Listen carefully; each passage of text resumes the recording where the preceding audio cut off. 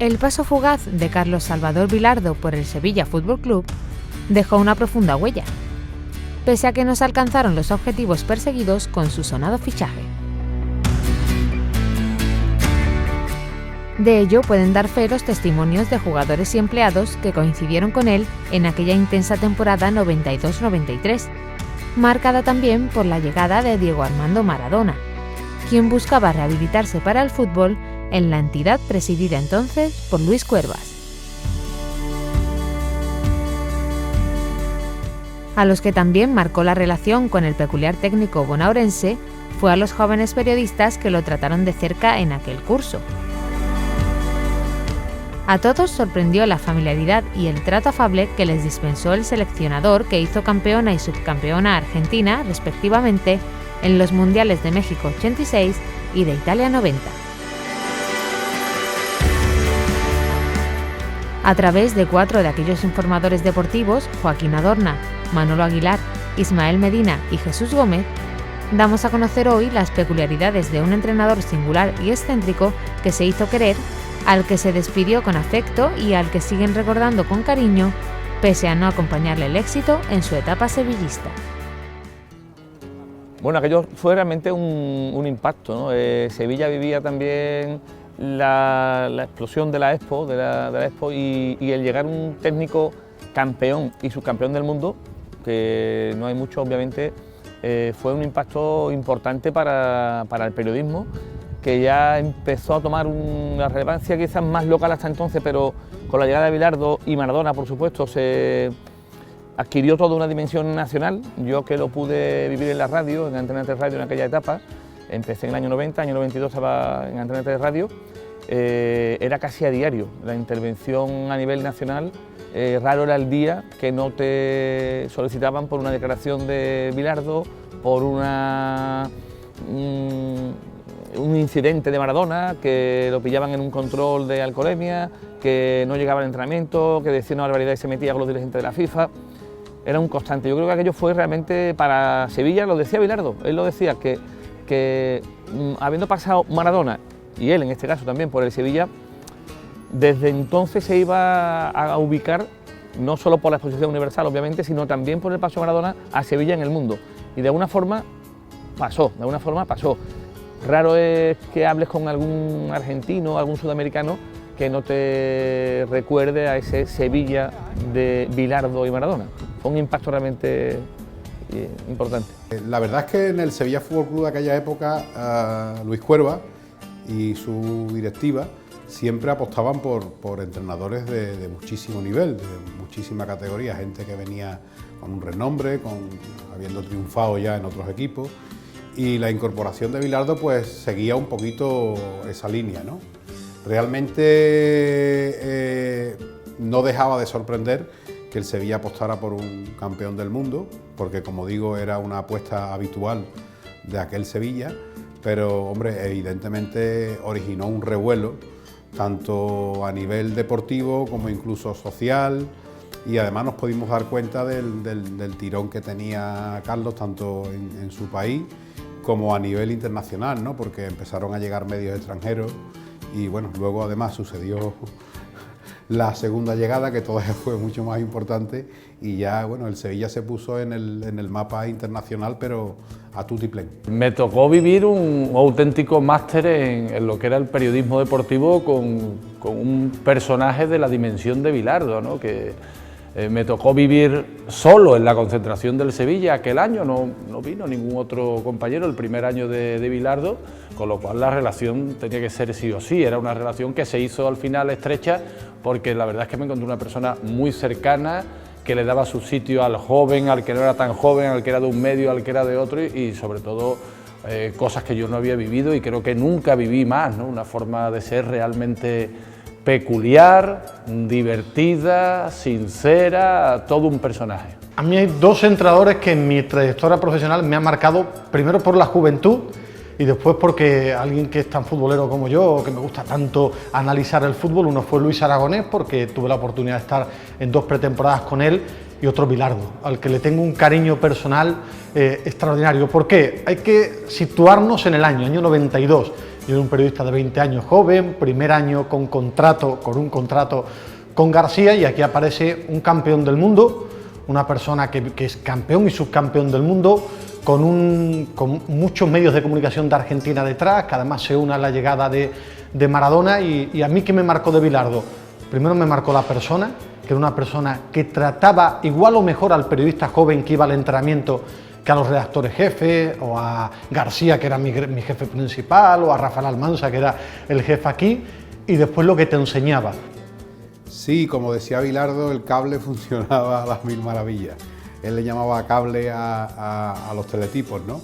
En ese sentido, y para estar hablando de los años 90, tenía clarísimo que lo que salía aquí llegaba allí y lo de allí llegaba aquí. No como en muchos casos que hoy día algunos todavía se asustan de que las noticias corran y crucen el charco. Entonces ni había redes sociales, ni había Twitter, ni había nada de eso, pero sí había cable, había teletipos, y los teletipos pues iban de un lado a otro. Y la verdad es que bueno, pues Bilardo a nivel mediático también generó muchísimo movimiento, sobre todo porque a nosotros, los periodistas de aquella época, y yo en el Sevilla de la 92-93 era un periodista recién empezado. Yo empecé a trabajar en el año 88, Bilardo llegó en el año 92, además mis primeros años no fueron en Sevilla. Lo que pudimos ver era que la gente joven pues tenía acceso a todo un campeón del mundo, porque él nos daba su sitio. A él le gustaba tener los periodistas alrededor, era una persona que le gustaba hablar, departir, pedir opinión, y por tanto lo que nos llamó la atención y lo que gustaba era que te hiciera caso una persona que se supone que venía para estar en un pedestal, ¿no? Y para nada, él se bajaba al suelo y departía contigo como podía departir con cualquier futbolista o con cualquier otro tipo de persona relacionada con el fútbol.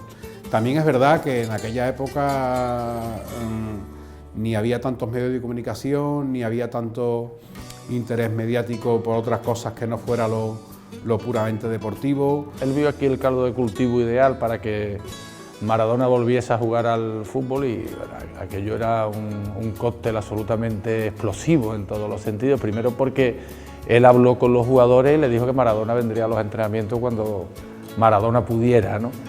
Y después integró muy bien a Maradona en el grupo, porque Maradona le llegaba muy bien a los compañeros, y después hacía otra cosa que le daba a los chicos, le daba libertad. Ande con Maradona. Entonces los chicos se daban unos paseitos y unas vueltecitas para esto del grupo que yo digo.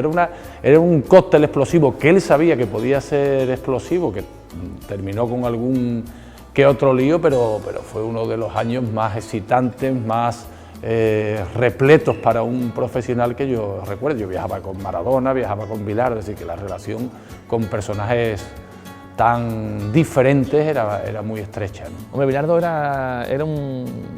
es un personaje, ¿no?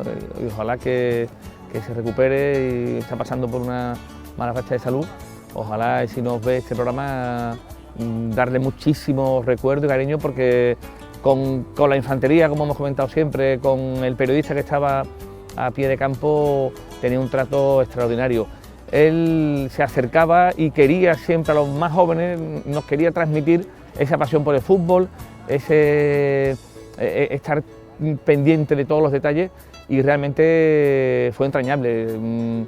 Hoy, por ejemplo, Ismael Medina, que está en beIN Sport comentando partidos con Ismael, con Manolo Martín, con Juanma Ávila, con todos vosotros, tenía una cercanía muy especial, y de ahí el cariño que todos de alguna forma le hemos tenido, y le cogimos en tan solo un año. Es curioso porque en un año en el que además no cumplió objetivos, en el caso de Sevilla, después de la segunda etapa, pero en tan solo un año tuvimos incluso una cena de despedida de un entrenador, que es algo poco habitual pero que era una muestra significativa del afecto que le teníamos. A mí particularmente sí me tuvo especial cariño, tuve la suerte de tenerlo muy cerca, me llevaba a su casa con su esposa, con Gloria, y allí nos ponía a mí, Ismael Medina, Manolo Martín, los vídeos de Argentina, las jugadas tácticas que analizaba cada detalle. Mira, porque si amagas, salen y en la siguiente jugada evitas el fuera de juego. En fin, era un personaje realmente entrañable al que se le cogía aprecio y cariño porque era imposible no tenérselo. Carlos se dejaba querer, lógicamente si tú vienes y pones una barrera, pues lógicamente es más difícil que se le coja aprecio, ¿no? Pero como digo, Carlos era una persona que muy humana, muy cercana y por tanto había una relación, si no de amistad, porque hablar de amistad tampoco creo que sea lo justo, pero sí de una magnífica relación entre los periodistas y el propio Carlos, ¿no? Yo recuerdo después de venir de la concentración, llegaban los compañeros que no lo conocían y él explicaba una serie de cosas así inconexas que solo él entendía, hablaba de muchas cosas y de buena a primera decía, Manolo sabe. Yo no sabía nada realmente, pero como yo había estado con él, le decía a los compañeros, Manolo sabe. Y los compañeros me miraban y ¿qué sabe Manolo? No, Manolo sabe lo normal, ¿no? Las cosas que había visto allí, ¿no? Pero hacía una rueda de prensa, no iba a la sala de prensa, abría el vestuario para que entráramos los periodistas en determinados partidos. Recuerdo el último partido en Gijón, dejó que entraran los periodistas al vestuario. Es otra forma de entender la historia, pero una forma de hacerlo muy de verdad, que creo que es por eso por lo que le llegó a todo el mundo que lo conoció, no porque fuera mejor ni peor, porque lo hiciera muy bien o no tan bien, sino porque era muy de verdad con todo el mundo, ¿no? Con sus locuras, pero muy de verdad. En aquella época, algunas veces, veíamos 15 minutos de entrenamiento, nos íbamos a tomar café y volvíamos, y cuando parábamos a Bilardo, decíamos, Carlos, una nota, y decía, no os he visto en el entrenamiento, para que haya nota, me tenéis que responder a tal pregunta, y su pregunta era, ¿cuánto mide un campo de fútbol? ¿Cuánto mide el área? Es decir, detalles futbolísticos simpáticos, curiosos, y como no acertaras no había nota, se iba sonriendo. Es decir, después recuerdo una anécdota como la de cuando entonces juntó al periodismo joven en su casa y te enseñaba vídeos, hablaba de fútbol, y aquella famosa anécdota de Valdano, en plena historia de Valdano, que era de Menotti, y él en un partido, recuerdo perfectamente, Zaragoza-Tenerife, y que en el minuto 91 se ve a Valdano con los brazos él y capa pidiendo el final del partido, y paraba Bilardo y decía, pero si el fútbol es tan bonito, ¿por qué lo quieren parar? Que no termine nunca, con su acento. Y a mí me marcó la persona, del entrenador podemos hablar mucho, pero en su primera etapa sobre todo me marcó la persona y aprendí mucho, y fue alguien muy cercano y al que le guardo un cariño personal y aprendí mucho profesionalmente de él. Era muy gracioso porque él decía, hablaba siempre de la escuela sevillana en el sentido peyorativo, ¿no? La escuela sevillana, como muchos toquecitos, pero después a la hora de la verdad no teníamos esa fuerza, ese carácter que a él le gustaba. Obviamente su llegada también, y haciendo un poco referencia a la primera pregunta, supuso trasladar a España el debate de los menotistas y bilardistas. Aquí en el caso de los menotistas, con Valdano, entrenador en esa época de Tenerife, era su contrapunto. Y bueno, es que era extraordinario escucharlo de Rabanito, de estos que son de un color por fuera y otro por dentro, diciendo un poco que todos hablan del fútbol vistoso, de la técnica y tal, pero que al final todos querían ganar. Y él en ese sentido tenía un mensaje muy claro, que era ganar y ganar, y ese era su mensaje. Todo eso, la verdad que generó todo ese impacto, todo ese cariño, y realmente fue una figura que ha pasado y que ha dejado un rasguño en el alma, creo que a mucha parte del periodismo sevillano. Bueno, yo lo he visto levantar a uno de los ayudantes, a Lesme, porque había visto en un partido de hockey una estrategia magnífica que le podía venir bien para estudiarla a las 4 de la mañana, ¿no? Yo creo que no estudiaba nada, pero que todo eso partía de esa película o aquella historia del aeropuerto de Agoncillo, famosa historia del aeropuerto de Agoncillo. Venía Maradona, ¿la has contado ya? No, que me tocó vivirla. Te tocó vivirla. Venía Maradona a jugar un partido en Logroño y entonces estábamos en el entrenamiento, no sabíamos dónde iba Maradona con Simeone a aterrizar después de venir de la selección. Y nos acercamos porque el trato era muy cercano en el entrenamiento y le dijo el maestro Araujo: profesor, Maradona viene, sí, Maradona llega, pero Maradona, ¿dónde aterriza? En Agoncillo. Y dijo: en Agoncillo. Y aquello tomó una dimensión. La agencia F, Maradona aterrizará en Agoncillo, que era un aeródromo militar. El Marca sacó a Maradona en un paracaídas. Todas las televisiones esperando a Maradona en Agoncillo, y ni Maradona aterrizó en Agoncillo, ni nadie sabía nada de Agoncillo, y formó un lío tremendo, ¿no? Ese era Bilardo, ¿no? Mister, que no aterrizara en Agoncillo, no, en Agoncillo, no, en Vitoria, y no pasa nada, ¿no? Cuando Bilardo llegó, fuimos a recogerlo al aeropuerto, y mi jefe de entonces me dijo que aparte de lo que pudiéramos sacar en el aeropuerto, que me fuera para el hotel para esperarlo, para ver si le podíamos sacar algo distinto. Y bueno, yo estuve esperándolo en el Hotel Los Lebreros, y cuando llegó le dije: Carlos, que vengo del aeropuerto, que quería todavía puntualizar un poquito más las palabras que nos has dado, a ver si me puedes explicar un poquito más, hacerte una pequeña entrevista. Y mi sorpresa fue que me dijo: recoge las llaves y vente conmigo a la habitación. Yo subí un poquito receloso, la verdad. El hombre además se cambió, se metió en la ducha, y mientras estaba en la ducha yo intentaba hacerle preguntas, pero me di cuenta que en realidad él me había hecho subir no para darme la entrevista, aunque luego me concedió la posibilidad de hacerle alguna pregunta más, sino que empezó a preguntarme del Sevilla, de jugadores, de jugador determinado, de cómo jugaba tal, cómo jugaba cual. Él ya había visto un montón de vídeos, evidentemente, y me estaba preguntando por cómo jugaba, y lo que quería saber era mi opinión de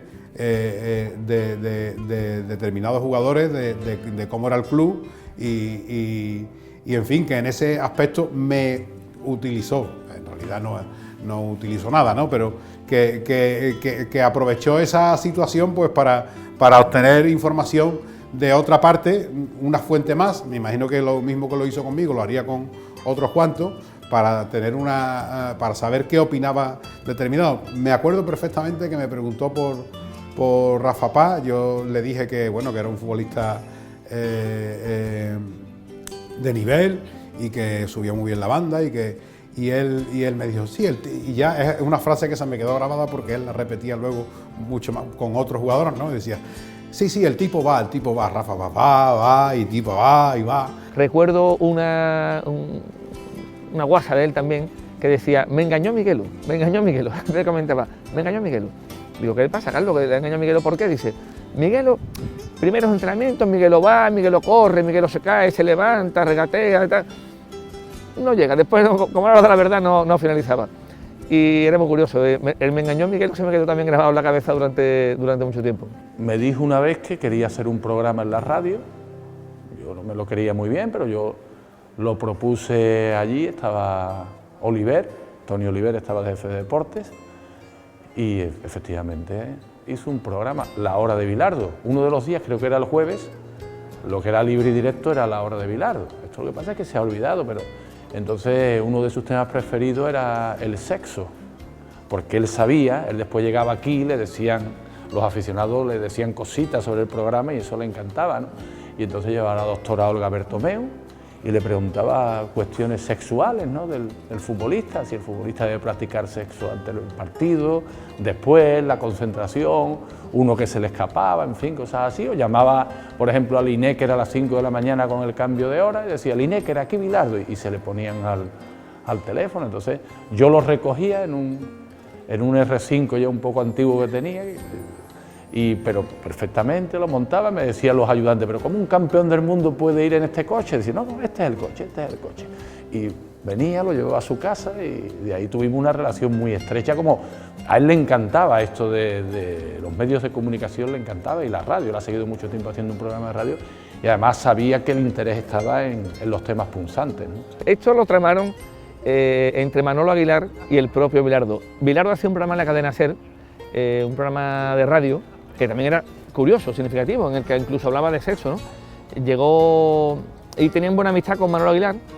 Se estaba hablando de su renovación, si renovaba, no renovaba, si seguía o no seguía en el Sevilla. Finalmente no siguió, pero en una de esas ruedas de prensa le preguntó Manolo Aguilar, yo creo que ya pactado: bueno, Carlos, y se habla mucho de su renovación, ¿va usted a renovar?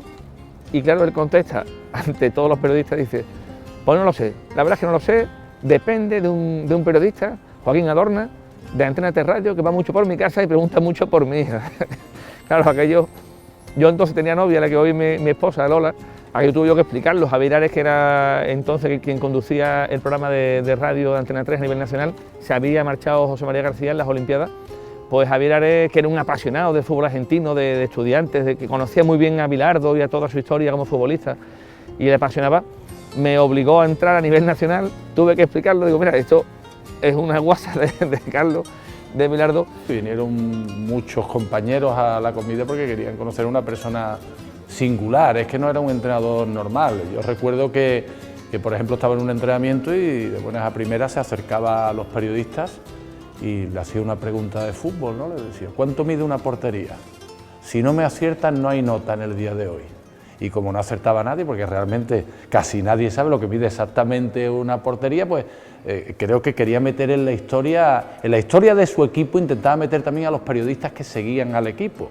Prácticamente creo que lo basaba todo en que el grupo fuera fuerte, porque entrenar se entrenaba bastante poco, recuerdo yo, pero que el grupo fuera fuerte y dentro del grupo estaba el entorno periodístico. Entonces creo que es un personaje que no se puede encontrar otro igual, porque hay anécdotas con Bilardo miles, a cuál más rara, ahora voy a contar alguna de ellas, pero que te hacen ver que hay personas que han sido de la dimensión de Bilardo en el fútbol y que después son personas normales y muy cercanas, ¿no? No tenía nada que ver el Bilardo de la primera etapa, y después comentaremos, si tú me permites, aquella escena. Yo creo que en mis casi 28 años, tú llevas más tiempo yo en el periodismo, nunca vi cómo todo el periodismo fue a despedir a la persona, no al entrenador, a la persona, Carlos Salvador Bilardo, digo todos los periodistas de la época, y en la segunda etapa yo lo vi atrapado por su palabra. Es decir, él en un programa nocturno con José María García se compromete en una etapa tremendamente complicada del Sevilla, luchando por el descenso, y prácticamente por el recuerdo que dejó en la primera etapa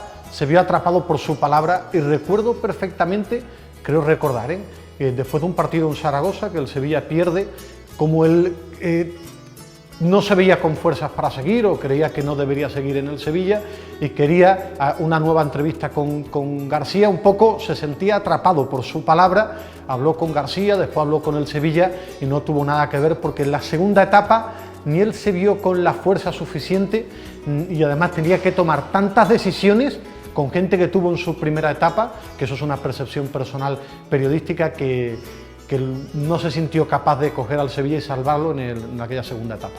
Que él vino con la intención de salvar al equipo, pero cuando llegó se dio cuenta, había también una serie de jugadores que él ya pensaba que no estaban y todavía siguen aquí, entonces se dio cuenta que él no iba a poder hacer lo que pretendían que hiciera, ¿no? Lo que pasa es que él tenía un gran recuerdo de Sevilla, y entonces sabemos toda la historia, ¿no? Se dio la vuelta, no cobró un duro, ni tan siquiera los pasajes, y se marchó por donde vino. Fue una historia totalmente diferente, no tiene nada que ver.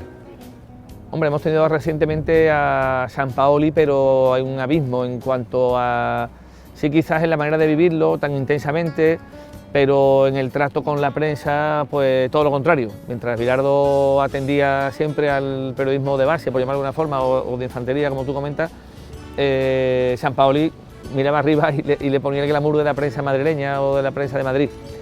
Yo creo que el más parecido por todo, por su manera de vivirlo, por cuidar cada detalle, por manejar el otro fútbol, por la pasión que le pone a todo, Joaquín Caparrós. Sin duda creo que es el modelo, y creo que por eso conecta también tanto con la grada, porque además tiene esa conexión de la pasión con la grada y tiene esa cercanía con el periodismo, en el que te habla con una franqueza, con una honestidad, y obviamente manejando los datos que él puede manejar, con la privacidad que todo implica, pero sí con ese trato amable y cercano que también tenía Bilardo. Caparrós y Bilardo creo que son los más parecidos en ese sentido. Parecido no lo hay. Yo creo que Bilardo es único y singular, y seguirá siéndolo per secula seculorum.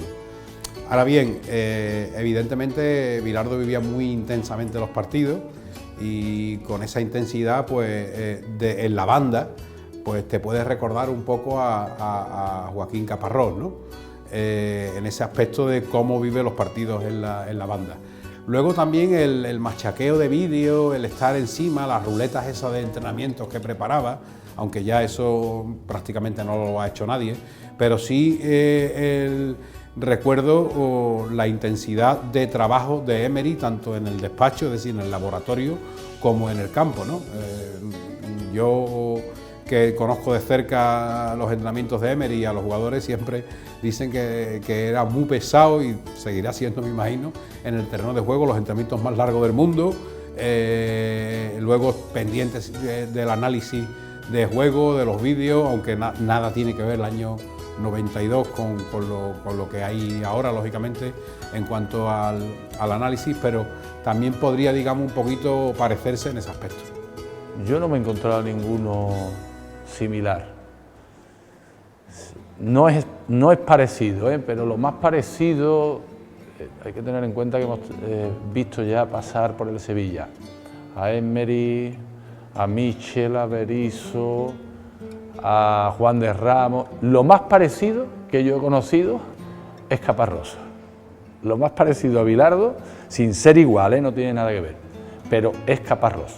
Pero no tiene nada que ver, pero en semejanzas, ¿no?, en sus cositas, su carácter. Lo más parecido probablemente de lo que yo he visto a Bilardo es Joaquín Caparrós.